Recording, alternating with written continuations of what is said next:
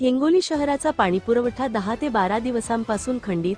उन्हाळ्याची चाहूल लागताच नागरिकांना पाणीटंचाईचा सामना. हिंगोली शहराला सिद्धेश्वर धरणातून पाणीपुरवठा केला जातो.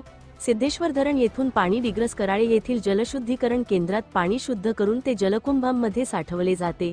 त्यानंतर शहरातील विविध भागांतील टाक्यांमार्फत नागरिकांना पाणीपुरवठा केला जातो. मात्र मागील 10 ते 12 दिवसांपासून हा पाणीपुरवठा वारंवार खंडित होत असल्याने शहरवासियांना मोठ्या अडचणींचा सामना करावा लागत आहे. पाणीपुरवठा खंडित होण्यामागे विद्युत पुरवठ्यातील अडथळा कारणीभूत असल्याचे सांगण्यात येत असले तरी प्रत्यक्षात 10 ते 12 दिवसांपासून नियमित पाणी न मिळाल्याने नागरिकांमध्ये तीव्र संताप व्यक्त होत आहे. उन्हाळ्याची चाहूल लागताच पाणीपुरवठा विस्कळीत होणे ही गंभीर बाब असून याचा थेट परिणाम दैनंदिन जीवनावर होत आहे. घरगुती वापर, स्वच्छता, लहान मुले व वृद्ध नागरिकांना पाण्याअभावी मोठा त्रास सहन करावा लागत आहे. काही भागांत टँकरवर अवलंबून राहण्याची वेळ आली असून त्यासाठी अतिरिक्त खर्च करावा लागत आहे.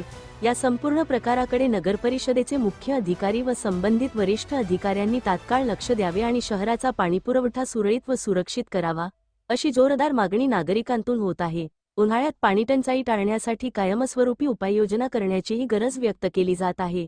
हिंगोली लाईव्ह साठी चंद्रकांत वैद्य.